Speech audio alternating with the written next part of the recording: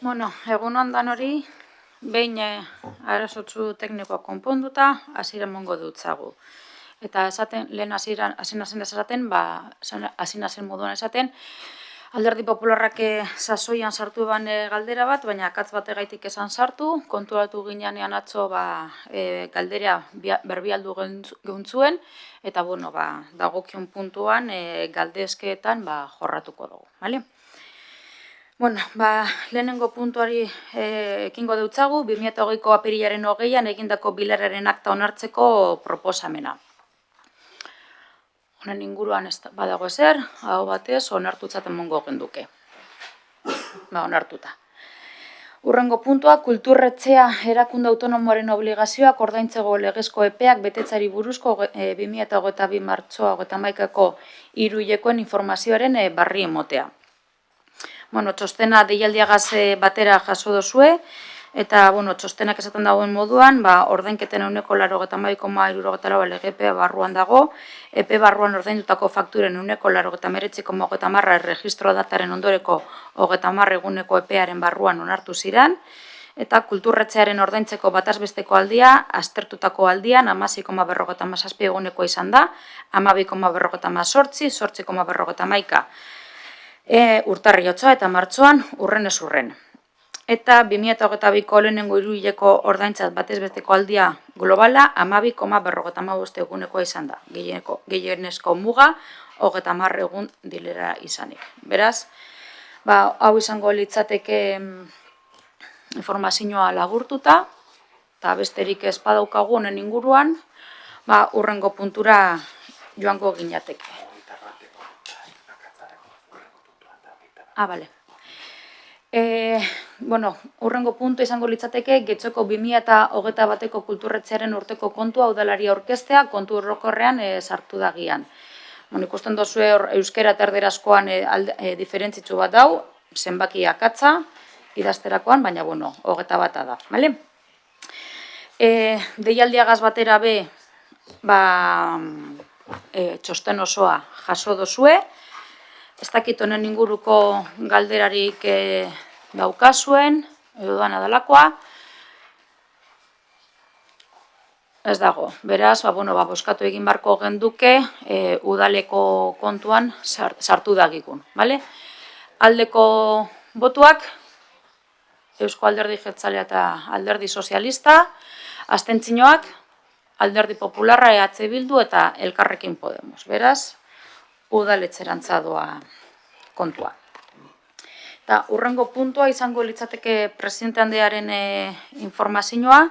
Deialdiagaz batera jaso dozue programazioko informazio guztia, joandakoa eta aurrerapena, eta deialdiagaz batera musikebarriko agenda jaso dozue. Ikusiko zenduan, udabarri eta udaparteko programa oso potente dator, kulturrekimena apurkan ohikotasun baterantza, kalea normaltasun baten erabiliguran, eta pandemia sasoian martza jarri ziren protokoloak eta jarraibide guztiak alde batera itxita apurkan. Ikusiko zenduen moduan, publiko guztientzako ekimenak egongo dira, musika, antzerkia, dantza, erakusketa, literatura topaketa, argazkalaritza, zirkua, jasaldia betiko formatu baten dakargu, eta ipuin kontalariak eta abarrekiko doguz. Ohar moduan, jakizue, Getxo Fotoren festivalak data aldaketa bat euki dagoela, iraietik ekainera pasatu da, antolatzaileek, begi handi alkarteak, holan egokiago ikusten ebalako, eta orduan hor eukiko dugu Getxo Fotoren aldaketa nabarinetakoa aurten. Eta gero deialdiagaz batera joan jatzu eta maiganean topadoko zenduen Kalefest triptiko hau, edo eskuliburutsu hau, eta Kalefest da jakingo zendu moduan 2021an, 2022an egiteko aurrekontu parte hartzaile prozesua sortu zen, egin zen, eta herritarrek euren proposamenen artean batez ere hurbileko kultura, euskera eta publiko gaztea jorratzea eskatzen eben, eta eskari horretatik Kalefest programa urten dau. Maiatzaren 28tik eta urriaren 15 bitartean egingo diren ekimenak izango dira, familia nagusi zein publiko guztietako, naiz eta gazteak espazio berezi bat eduki programazio honetan. Herriko hainbat tokitan egingo dira, normalean erabiltzen diren plazatan, eta beste plaza barri batzuk uztartu gure izan dugu programa honegaz. Eta horregaitik, gertuko dira, Kampa del Oro, Txurruka Moia, Getxo aldean 5. inguruko landa baten, 5. kalean, dagoan landa bat eukiko dugu protagonista, eta gero ohiko lekuak. Eta honetan, eukiko dugun programazioa, antzerkia egongo da, dantza, zirkulanak, dantza esekia eukiko dugu, eta zinema eskaintza eukiko dugu bere bai. Eta dana kalean, jendeak lasai-lasai disfrutatu dagian. 30 bat ekimen dira, 29 zehatz-mehatz, eta zuen gustoko izatea, espero dugu programa hau, zuena eta herritarrena. Eta parte hartzera eta ikustera gonbidatzen zaituet. Eta gero, azken informazio... Bai, este mismo, vale. Nosotros no vamos a criticar este acto porque es evidente que nos parece una oportunidad y nos parece razonable el que se hagan actos en la calle y el que se hagan actos en diferentes lugares. Eso nos parece una idea muy buena. Pero nosotros sí vamos a ser un poco críticos respecto a la justificación que se ha dado respecto a esta actividad, porque se nos dice, esto está basada en respuestas a los presupuestos participativos del año 2021. Y es cierto que en los presupuestos participativos de 2021 Ciudadanía demandó actividades en euskera, que nos parece razonable, pero nadie habló de actos en la calle relacionados con el euskera, que es lo que vais a hacer, con lo cual a nosotros que hagáis esto nos parece razonable, pero somos un poco críticos respecto a la justificación que habéis dado, porque no es cierto que la ciudadanía demandase, al menos en los presupuestos participativos del ejercicio 2021, que tenía que haber actos en la calle relacionados con el euskera. Eso no se ha producido. Actos en euskera sí, que lo hacéis y nos parece bien, pero actos en euskera en la calle, eso no lo dijo la ciudadanía, al menos en los presupuestos participativos del ejercicio 2021. O sea, nos parece perfecto que se haga y ojalá salga bien, y como hemos dicho al principio, nos parece razonable que se hagan actos en la calle y se hagan actos sobre todo en nuevos lugares. Pero bueno, simplemente sí queríamos hacer constancia de eso. Gracias. A ver... Hemen daukate,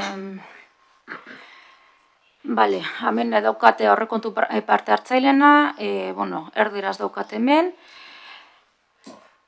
A ver, programa extraordinario para la reactivación sociocultural. Evidentemente, pandemia sasoi baten egon ginen, eta jendeak eskatu dau, sektore hau, osta bere, bultzatzea pandemian jasan eban egoera gaitik. Se trata de un programa de actividades que sucederán en todo el municipio para recuperar la vida sociocultural guetxotarra. El programa se completará y girará en torno a 3 ejes: artistas locales, juventud y programación en euskera. Los ejes se han seleccionado teniendo en cuenta que los artistas locales son un motor importante en una actividad sociocultural de Getxo, que la juventud ha visto restringida su programación para tiempo de ocio y que el uso del euskera ha sido afectado negativamente durante la pandemia. La programación se desarrollará a lo largo de todo el año en distintos puntos del municipio, tanto en espacios interiores como exteriores. Hori izan zen, bozkatu zen proposamena. Beraz, hemen dakarguna da, eta 1677 boto eukie bazan. Beraz, horbek argi dakar kalea ere bai. Eta ikusten da moduan, euskerazko programazioa eguneroko programan badaukagu. Kalean esaten dago, exteriores. Beste barik. Eta hurrengo informazio atalera joango nintzateke. Aurreko batzordean komentatu zen moduan, OPE EPEagaz gabiz. Aurreko batzordean esan zen duen informazioa daukagunean ekartzeko, eta badaukagu. Boletinean publikatu barri dagoan informazioa da, Eta hemen daukaguna da, egonkortze prozesu honek karriko dagoena da, kulturretxetik 30 plaza jarriko direla hor deialdian, lehiaketa sistemaren bidez 29 eta oposizio lehiaketa bidez 1. Eta orduan, horretan gagoz, hori da kulturretxetik atara dugun lan deialdia. Nerea. Bai, egunon. Gure gustatuko litzaiguke gure posizioa azaltzea aterako diren plazen deskribapen eta eskakizunen inguruan.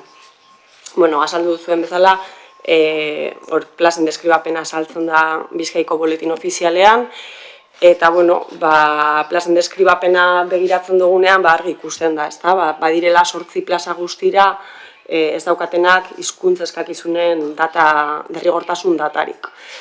Zehazki kulturteknikari bat, ze bat eduki beharko lukeena, baina derrigortasun datarik gabe joango dena lehiaketa fase honetara, 4 atezainena, B2 eduki beharko luketena, baina derrigortasun datarik gabe ere joango dena, administrari bat, ze bat edukitzeko eskakizuna daukana, baina derrigortasun datarik gabe ere joango dena, liburutegiko administrari bat B2 hizkuntza eskakizuna daukana, baina derrigortasun datarik gabe joango dena, eta gero liburutegi administrari laguntzaile bat, kasu honetan ere B2 hizkuntza eskakizuna daukana, baina derrigortasun datarik gabe joango dena.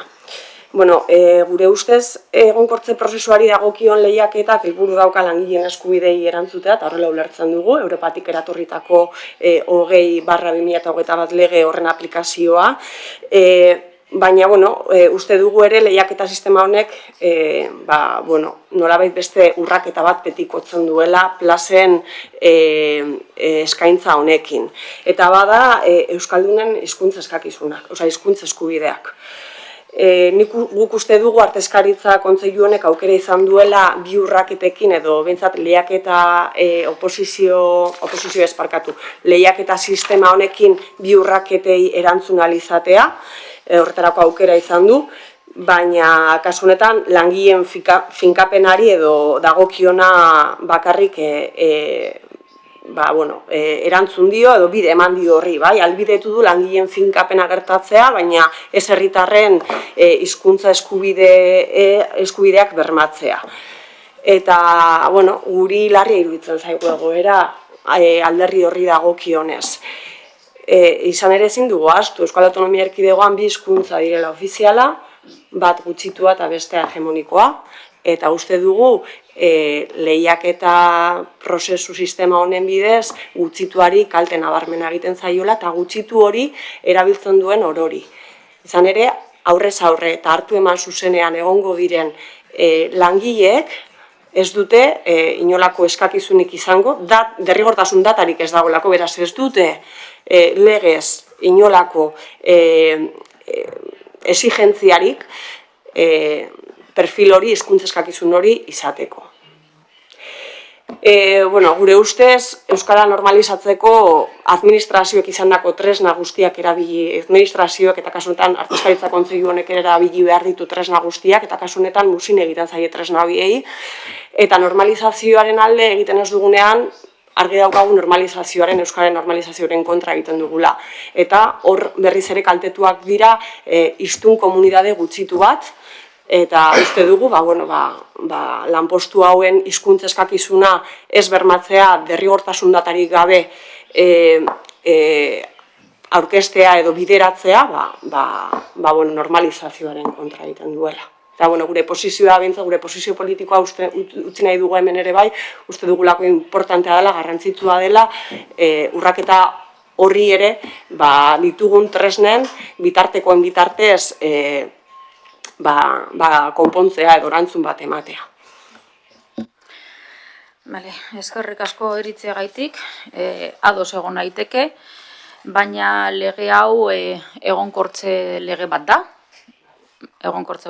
da, eta justo hori egingo bagenduke edo egingo balitz edo hainbat gauza aitatu dozuzan edo sugeritu dozuzan gauzak eginez ez litzateke egonkortze prozesu bat izango beste deialdi mota bat baino, beste lege bateri erantzuko likiona edo beste prozesu mota bateri. Eta hau egonkortze lege bat da, egonkortze prozesu bat, eta hori da. Bai, egonkortze prozesu bada eta hori ulertzen dugu, baina badaude baliabideak. Badaude zirrikituak, hizkuntz eskakizun horiek derrigortasun data izan dezaten. Eta uste dugu, kasu honetan Artezkaritza Kontseilu honek ez dituela horiek baliatu. Esandakoa egonkortzea da, legearen helburua eta hori da egiten gagozana. Naiz eta ados egon naiteken, esaten dozun irizpide, filosofia edo behar izan horregaz. Vale. Bai, Carolina?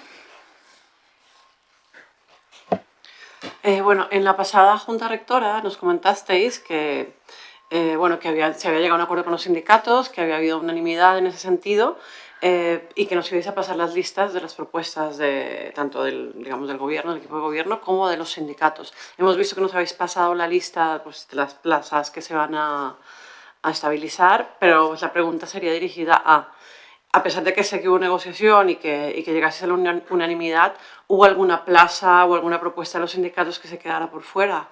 ¿O que por lo que fuera no fuera atendida? Más que todo para que nos lo comentéis. Egia esan, dagozan dokumentazio guztiekaz, sindikatuen eta instituzioaren aldetik argi geratu zen, dagozan prozesuak eta historian zehar egon diren prozesu guztiekaz, dagoan dokumentazio guztiekaz eta honek zirela kolokan edo palestran edo aztergai egozan postuak, edo ataratzeko egozan postuak. Lo que voy es que de la propuesta de ellos se quedó alguno por fuera, a pesar de que se votara que sí a todo, pero alguno se quedó sin ubicación en la propuesta de estabilización. O sea, Ez que ez dut ulertzen zer esan gure dozun, edo ez nabil ulertzen ondo. En la pasada Junta Rectora, si mal no recuerdo, nos comentasteis que los sindicatos pasaron unas propuestas, ellos creían, donde se tenía que aplicar, ¿no?, esta ley de estabilización y que se contrastó pues, con lo que también pensaba el aula de cultura. Entonces mi pregunta es si ha habido alguna diferencia entre esas dos propuestas, a pesar de que ya sé que se alcanzó la unanimidad y llegó al acuerdo. Vale. Ez esan gure dona da, behin aztertuta batek ekarren dokumentazioa, guk geunkan dokumentazioa eta behin aztertuta prozesu guztiak, jartzen dira, alde batek daukan informazioa, bestat daukan informazioa, eta hau izan da, alkarren arteko lanaren emoitza. Hau da. Ez da geratu eurek ikusi da, zeo zerrei sartu behar zala, dokumentazioa gertu dalako, ikusi da. Guk ikusi dugunean, eurek eukien informazioa bategaitik, edo eurek eukien prozesuren baten berri, edo historikoa daukaguna personak, bat da, eurek langile moduan beste historiko bat. Eta informazio guztian aman komunean jarri danean, argi geratu da, ez dagoen zalantzarik. Ze prozesuak argi dagoz, behin ikusita. Entonces, entiendo que fue... Bai egon izan da, posturen bat, ez da, ze pena, baina eske, hau, dokumentazioa ikusita, argi egoan zintzan emoitza, baina bestera, dokumentazioak ikusita, emoitza zintzan argi egon zan. Horregaitik egigendu zan hainbat sesio, informazio trukeagaz, alde batetik eta bestetik, eta alkarlanean egindako emoitza da. Eta bai izan daiteke, posturen bategaz, esatea, ze pena, baina informazioagaz, dokumentazioagaz, eta hainbat prozesuren emoitza ikusita, argi ikusi eban batzorde osoak zein zan zerrenda. Por eso entiendo que prácticamente encajó, según eso. ¿Parkatu? Digamos que entiendo que casaron las dos propuestas. Bai. Eso era lo que quería saber. Gracias.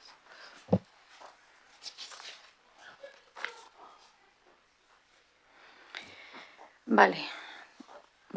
Besterik ez badago, urrengo puntura joango naz.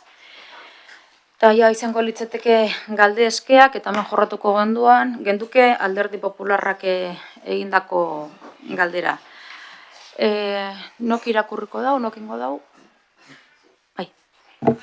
Sí, gracias. A ver, desde el Grupo Municipal Popular solicitamos que se proyecte cine para mayores en Andrés Isasi y en el Aula de Cultura de Villamonte. Bueno, lehenik eta behin, ekarpenagaitik eskerrak emon gura deutzuedaz. Egia da, 2019tik eta ona, kulturretxeak emoten dauen zinema eskaintza bikoiztu egin dela. Ohiko programazioaz aparte, ziklo diferenteak dago tarteka. Eta gaur-gaurkoz, zinema esparrutik, kulturretxeak publiko guztientzako eskaintza dauka antolatuta, Algortan Musikebarrin eta Aretan Andres Isasi. Programa hau publiko nagusi birentzako dago banatuta, batez be umetsuak eta gero nagusiak. Eta esan beharra daukagu, programazio hau, nagusien programazioa Andres Isasin eta Musikebarrin antolatzen dauela kulturretxeak, eta programazio honen publiko nagusia helduak dira, nagusiak dira. Beraz, gaur-gaurkoz kulturretxeak daukan eskaintzagaz, nahiko asetzen dauela behar izan hau uste dugu, beraz ez dugu uste Andres Isasin zine gehiago sartu behar dugunik momentu honetan, eta Musikebarrin be, daukagun eskaintzagaz ez dugu uste Bilamonten egin beharko gendukenik eskaintza gehiago. Esan dudanagaitik, gaur-gaurkoz kulturetxeak eskaintzen dauana, publiko nagusiena nagusiak direlako.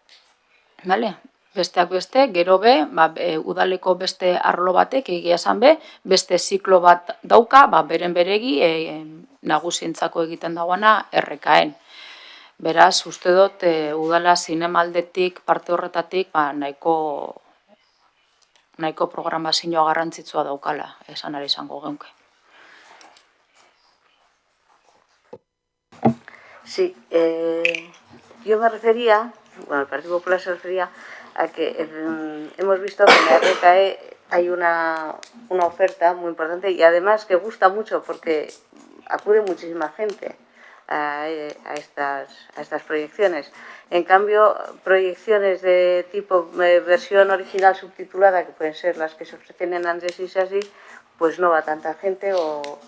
Entonces, por eso consideramos que tendría que ampliarse el tipo de cine que se da en la RKE. Gracias. Bueno, RKeko zinema, esan dudan moduan, udaleko beste arlo batek kudeatzen dau. Eta guk beren beregi nagusi ikaslanean dagoan arlo batek. Kulturretxetik danontzako programazioa egiten dugu, publiko guztientzako programazioa egiten dugu, eta esan dudan moduan, zinema ziklo honetako, zinema eskaintza honetako publiko gehiengoa nagusiak dira.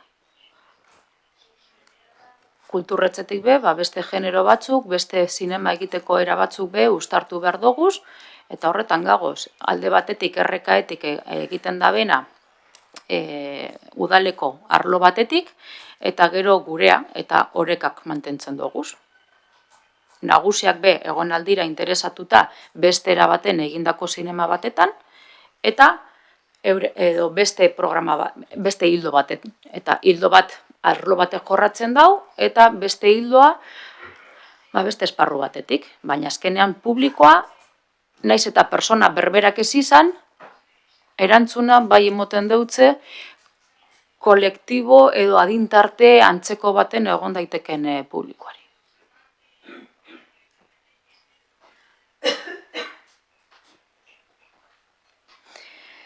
Bale. Idatziz besterik ez da egon, ez dakite inoke ahoskorik egin gura dauen. Ez badago, gaurko batzordea amaitutzaten mongo genduke. Eskerrik asko.